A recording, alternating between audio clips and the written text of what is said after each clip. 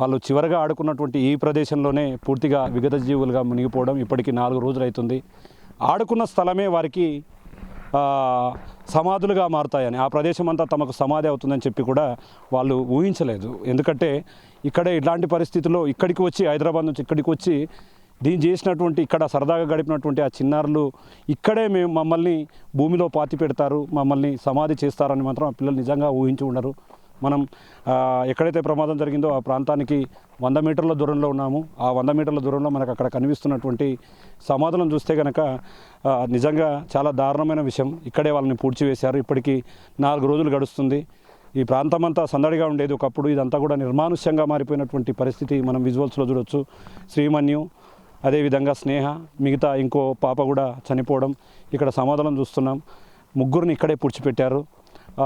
ఇదంతా ఒక విషాద ఘటననే చెప్పవచ్చు. ఎందుకంటే ఆ తండ్రి పడుతున్నటువంటి నరకయాత్రను మనం వివరించలేనటువంటి పరిస్థితి. ఏ కుటుంబానికి కష్టం రాకూడదని చెప్పే ఇలాంటిది చేసి చూపిస్తున్నాం. నిజంగా ఇక్కడ 2 సమాధులు, అక్కడ ఒక సమాధి ఉంది మనకు. అక్కడ శ్రీమణిను, ఇక్కడ 2 ఆడవాళ్ళను కూడా పూడ్చిపెట్టారు. ఆ ఆడపిల్లల్ని 2 కూడా పూడ్చిపెట్టడం జరిగింది. ఇప్పటికీ ఈ ప్రాంతం వాళ్ళు నిత్యం ఇక్కడే ఆడుకున్నారు. ఆ రోజు ఆదివారం మొత్తం కూడా సరదాగా ఈ ప్రాంతంలో తిరుగుతూ గడిపారు.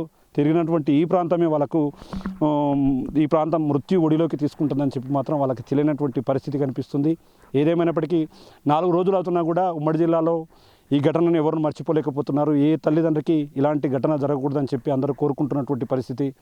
మొత్తంగా గ్రామంలో విషాద ఛాయలతో పాటు ఒకవైపు తల్లిదండ్రుల నరకయాతన, మరోవైపు మేనకోడలకు సంబంధించినటువంటి వాళ్ళ అక్కపాప కూడా పూర్తిగా చనిపోవడంతో ఆ కుటుంబంలో కూడా తీవ్ర విషాద ఛాయలు చోటు చేసుకున్నాయి. మొత్తంగా ఈ ప్రాంతం అంతా కూడా నిర్మానుష్య ప్రాంతంగా విషాదంతో నిండిపోయిందని చెప్పవచ్చు. ఇది ఓవరాల్గా ముచ్చర్లపల్లికి సంబంధించి ఎవరైతే 3 చిన్నారులు చనిపోయారో వారికి సంబంధించినటువంటి పూర్తి అప్డేట్. కెమెరా పర్సన్ నగేష్తో శంకర్, బిగ్ టీవీ, ముచ్చర్లపల్లి నుండి.